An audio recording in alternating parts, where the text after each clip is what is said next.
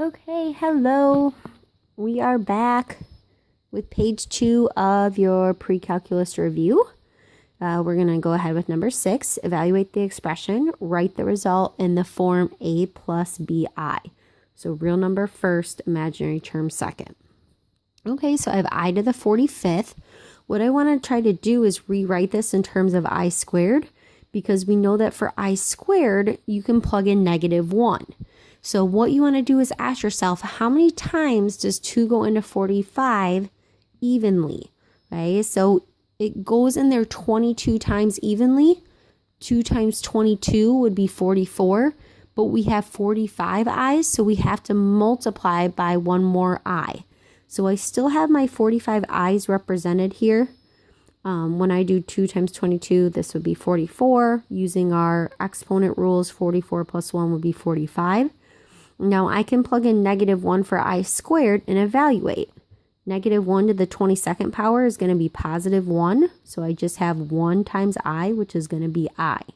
So really, anytime you have an odd exponent here, you are going to have I in your final answer. You don't have to have I in your final answer. If this was even, if this was just 44, then 1 to the 22nd would just be 1. You can also have, depending on whatever value this is, if you had -1 to like the 21st power, that would be -1. So you just want to evaluate -1 to the power. If it's an even power, it'll go to a +1. If it's an odd power, it'll go to a -1. So those are all good things to keep in mind.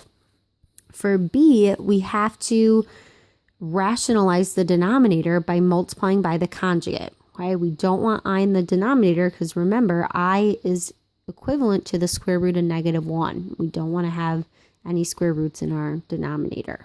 So the conjugate is going to be 4 plus 4i, and I multiply that by the top and the bottom. Because remember, whenever you multiply something over itself, it's like you're multiplying by 1, so you aren't changing the value of that at all. Now let's go ahead and FOIL the bottom first. That'll be easier. 4 times 4 is 16. Because these are conjugates, the middle terms are going to cancel out. You'll have -69 and +69, which will be 0. And then -4i times 4i, -4 times 4 is -16. I times I is I squared.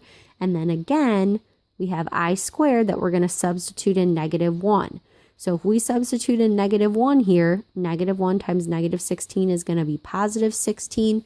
This is going to end up being 16 plus 16, which is how we get the 32. Now on the top, we're going to distribute 16. So 16 times 4 will be 64. 16 times 4i will be 64i.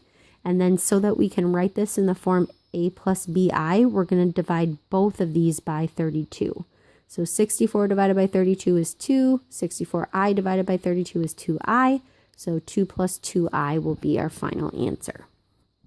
Okay, now everybody's favorite, simplifying your expressions here with your i's. So the first thing we have to do is go ahead and rewrite this. So instead of 2 minus the square root of -3, we know we can rewrite this as 2 minus I square root of 3. And for this one, we have a perfect square. So the perfect square in 12 is 4. Because it's negative, you are going to have an I. So if you rewrite this, right, this is like I square root of 12. And we know that the square root of 12 is 4 times 3, which will be 2I root 3. So I rewrote this as plus 2I root 3. Right? And the 21 is going to stay the same. So now we're going to FOIL, or as you know, I like to feel. Sorry about that. 2 times 21 is going to be 42. Then in the middle, I have 21 times -I root 3. So because this is in the square root, I can't multiply those together. It's just going to be -21I root 3. Okay, now I'm going to do the outside. So I have 2I root 3 times 2. You're just going to multiply the number by the number here. So 2 times 2 is going to be 4. Okay, the I is going to stay on the outside, and then you're going to have the square root of 3. Okay, so when you multiply 2 times 2I root 3, you get 4I root 3. And then the last one, again, just multiply whatever's on the outside. So negative I times 2i is negative 2i squared. And then remember, square root of 3 times square root of 3 is going to be 3. Okay? You can also think of it as root 3 times root 3 is root 9. And square root of 9 is going to be 3. Now, when I go to simplify, I know I have to plug in negative 1 for I squared. And then I'm also going to multiply these together. So if I have negative 2 times negative 1, that's positive 2. Positive 2 times 3 is going to be positive 6. So this is really a plus 6 here. Okay, so I can do 42 plus 6 to get 48. Now I can only add square roots together if they're the same root. So this is root 3 and this is root 3.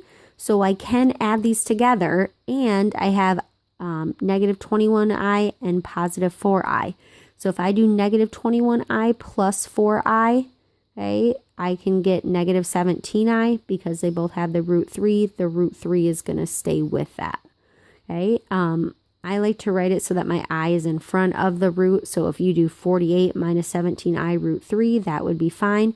Or if you want to write it with the I behind the 17 root 3, that's okay. Just be careful. The I cannot be inside the radical. It has to be clearly on the outside. All right, let's go to 7. So find all solutions of the equation, write in the form a plus bi. You can choose how you want to solve this, either the quadratic formula, or you could also use completing the square if you want to do that to yourself. But with the 4 here, that's going to be pretty messy. Sorry about that. It's almost 9 o'clock, so you know it's almost my bedtime here. All right, so I'm going to do my A value, my B value, my C value. I'm going to plug it into the quadratic formula. So opposite of B plus or minus B squared minus 4AC all over 2A. And now I'm going to evaluate. So once I do 36 minus the product of negative 4 times 22, I get negative 316. Now I'm going to simplify. So I know an I is going to come out because this is negative. And then I want to find the perfect square that goes into 316. Okay, so I know the first perfect square I want to check is going to be 4. So if I do 316 divided by 4, I get 79. Now, I know that I'm done at this point because 79 is not going to have any perfect squares that go into it. And I can check. I wouldn't really have to check 4 because 4 is even, 79 is not. So 4 won't go in there evenly. And then I can keep going until I get up to perfect squares like 64, where there's no possible way it would go into 79. So then, because 4 is going to be the perfect square, I can take the square root of 4, which is 2. So now I have 2i on the outside, square root of 79. All of that's going to be over 8. And then I have to split this up into a plus bi form. So I have 6 over 8 plus or minus 2i root 8 over 79. 6 and 8, 2 goes into both, so that will be 3/4 plus or minus. 2 goes into both itself and 8, so that would be 1/4. So you can either write this as the square root of 79 over 4i, or if you wanted, you could put the I in front. If you had I root 79 over 4, that would be okay as well. All right, this video is getting long, so see the next video if you need to for question 8 and 9.